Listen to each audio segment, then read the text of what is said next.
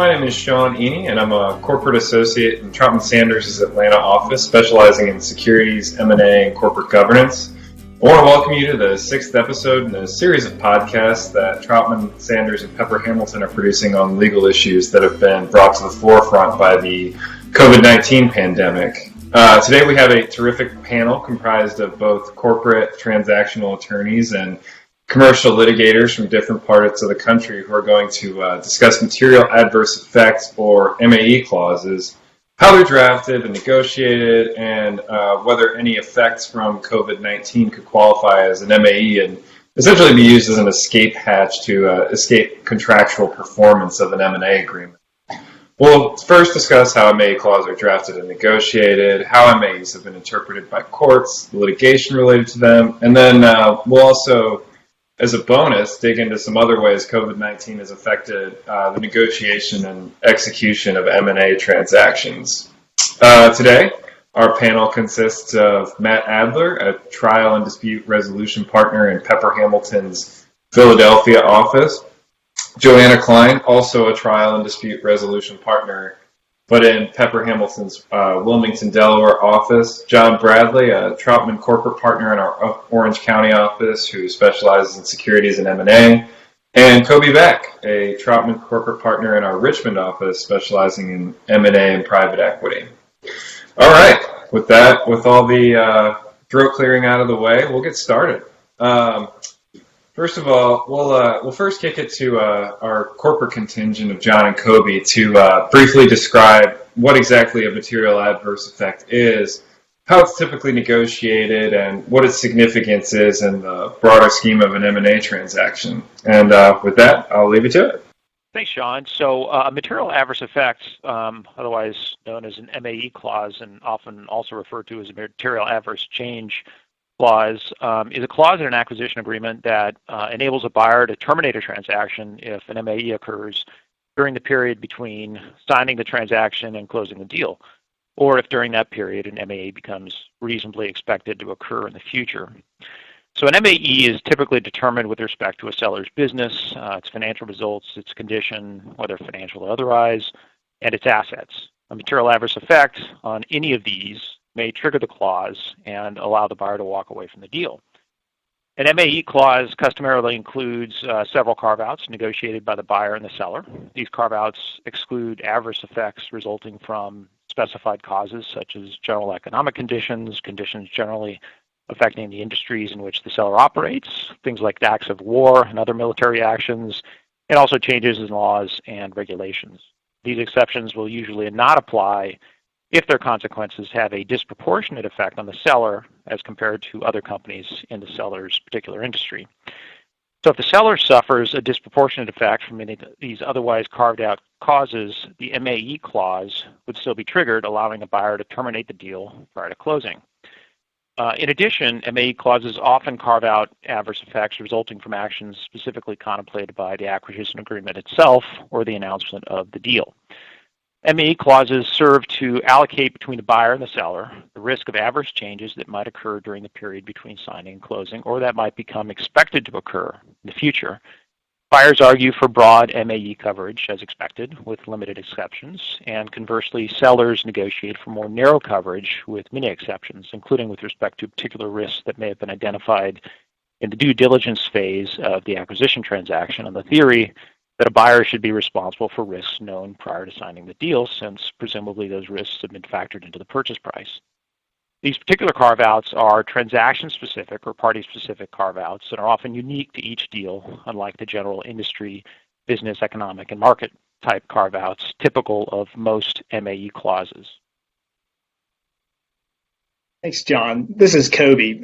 As John notes, the occurrence of an MAE can provide the buyer the ability to terminate the acquisition agreement.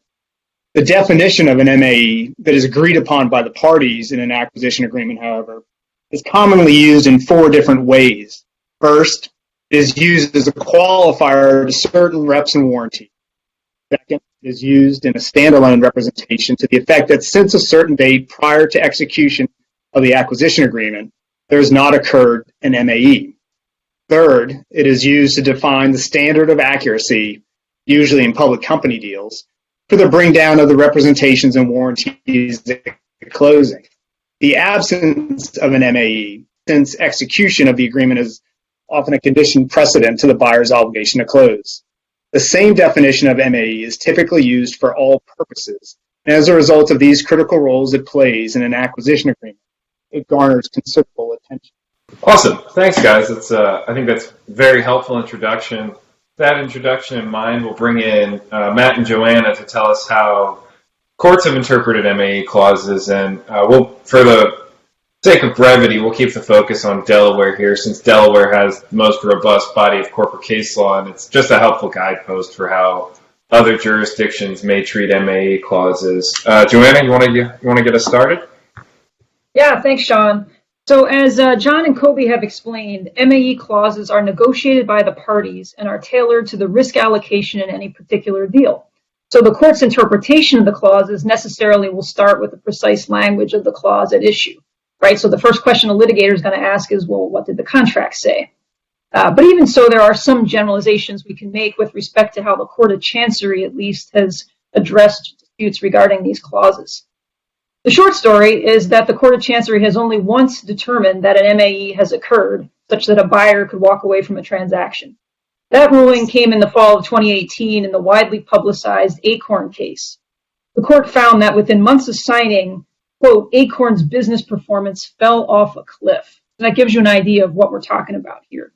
Acorn's year-over-year EBITDA declined 86% in the quarter after the merger agreement was signed, and its stock dropped from $32 per share just before signing to between $5 and $12 per share after signing. Acorn also had very serious ongoing regulatory and data integrity problems.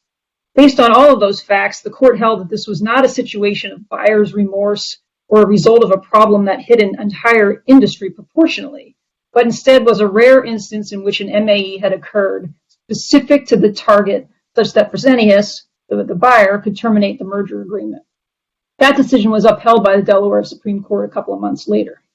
And so after that came down, there was speculation about whether we would see a shift in the MAE jurisprudence and the floodgates would open for people to wriggle out of their deals. But that really hasn't happened. The speculation, in fact, was dampened by a decision that came out at the end of 2019 called Channel Med Systems. In the Channel case, like in Acorn, there were serious issues of regulatory compliance with respect to the target. And the court did find that there had been some inaccurate representations relating to regulatory compliance. But the court held that those inaccuracies didn't rise to the level of an MAE because the relevant regulatory agencies had accepted a remediation plan to address the compliance issues. So as a result, the target faced only a risk of an MAE. The court said was not enough.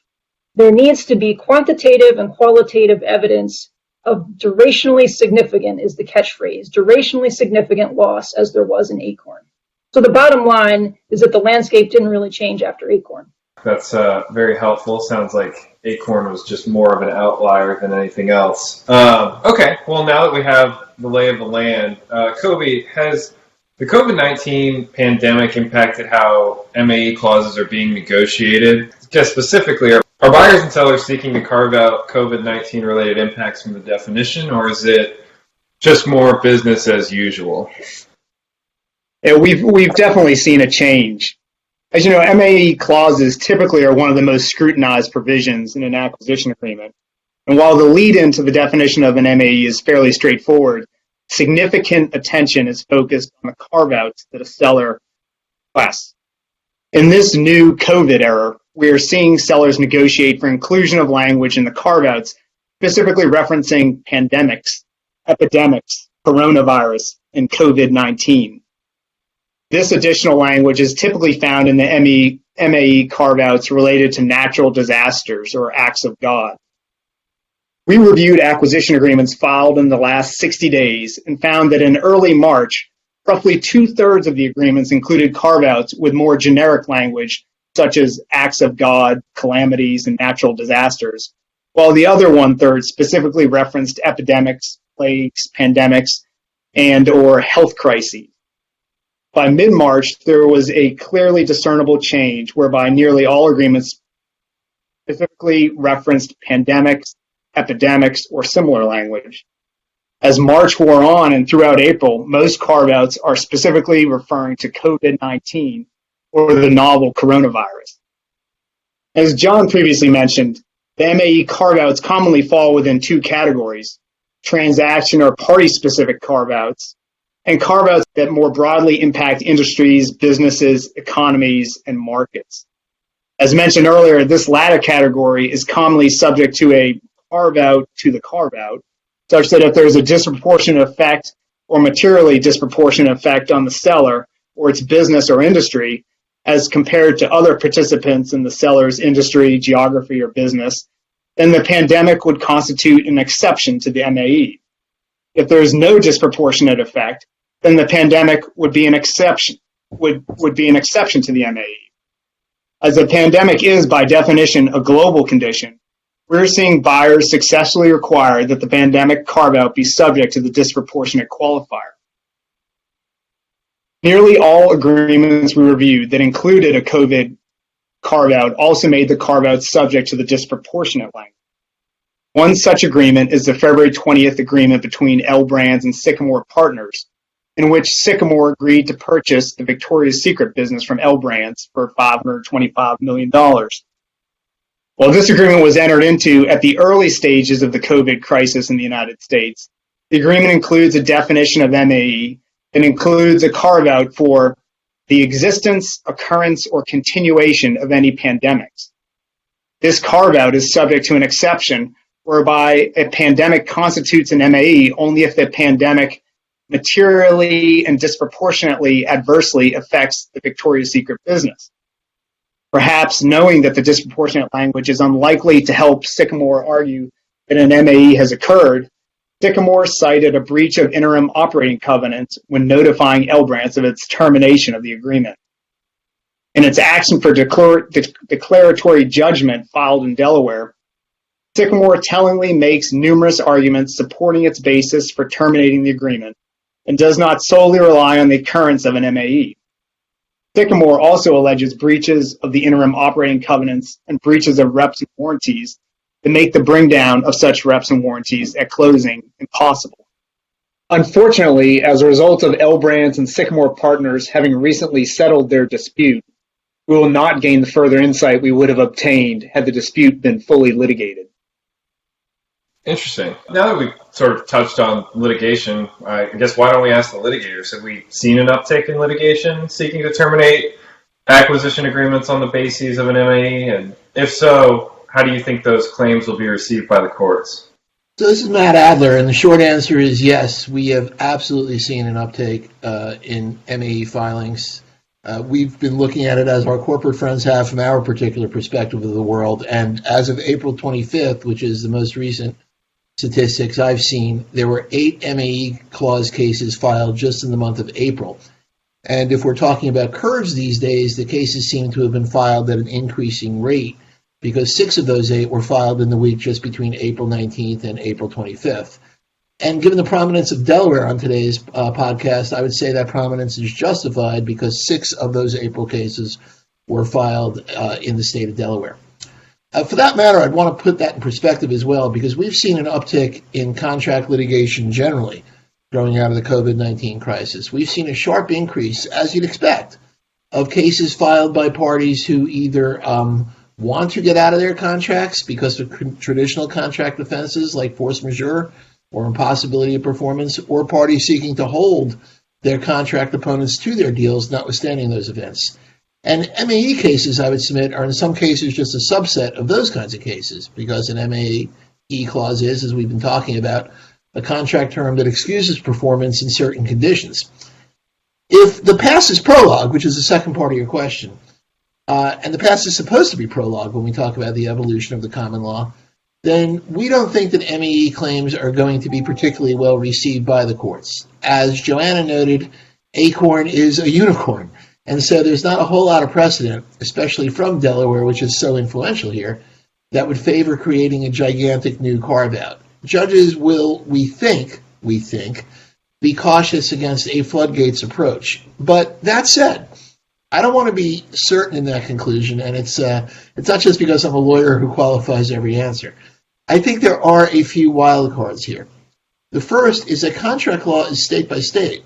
And so even if a lot of these cases land in Delaware, as they have, because of choice of law clauses and Delaware's prominence, not all of them are going to land in Delaware. And so we can have 51 jurisdictions here, just as we have so many different state government approaches right now to stay-at-home orders. The second reason is that we've really never seen anything like this, to state the obvious. And so the sheer scale, in terms of human and economic loss, may affect what judges do. At the end of the day, they are people. And the third is that there could be some tension, and as a result, some judicial divergence, and I'll stress this just as should, on what courts find to be causation. Is the cause of the event the pandemic itself? So let's say, as an example, people being too afraid to venture out to shop at a mall that has a Victoria's Secret. Or is it the government response to the pandemic? Let's say a state has a shelter-in-place order that closes the mall whether the state's citizens want to go out to that Victoria's Secret store or not. There's two different kinds of causation there. And so interpretation of various MAE clauses, including the carve-out to the carve-out that my colleagues discussed earlier, could be affected by how courts drill down on that causation issue. It sounds like COVID-19 might not be a particularly fertile ground at the moment to seek to terminate an acquisition agreement. It sounds like, we just don't know at this point, like so many other things surrounding this pandemic. But with that in mind, Coby and John, have you seen any other typical provisions of acquisition agreements impacted by COVID-19? And for Joanna and Matt, are there any causes of actions or remedies courts may be more sympathetic to in light of COVID-19 other than the MAE clause? Yeah, Sean, this is Coby. I'll weigh in on that first question. When we conducted our review of publicly filed acquisition agreements that were filed in the last 60 days, we found that some of the most recently filed agreements have included specific COVID language in the interim operating covenants. The intent of the language is to provide the seller, or in some cases the seller and the buyer, with additional leeway to react to changes in its business related to or caused by COVID. The language varies in terms of what it allows a party to do, but one such iteration allows a party to take commercially reasonable actions that the party deems are necessary or prudent to take in connection with events surrounding the public health crisis caused by COVID, and to mitigate adverse effects on the business, protect the health and safety of employees and other constituents, and ensure compliance with shelter-in-place and other governmental directives. Some or all of these measures may be taken in response to COVID, may be subject to the other party's consent, which would not be unreasonably withheld.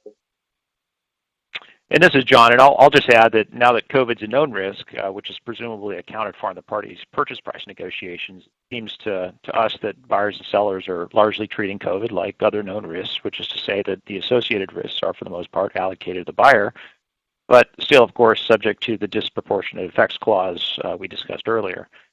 Given the significant economic uncertainties that we now face, it will be interesting to see over the coming months whether buyers seek risk mitigation through other means, such as shifting larger portions of the purchase price to earnouts, where future financial performance determines the ultimate purchase price.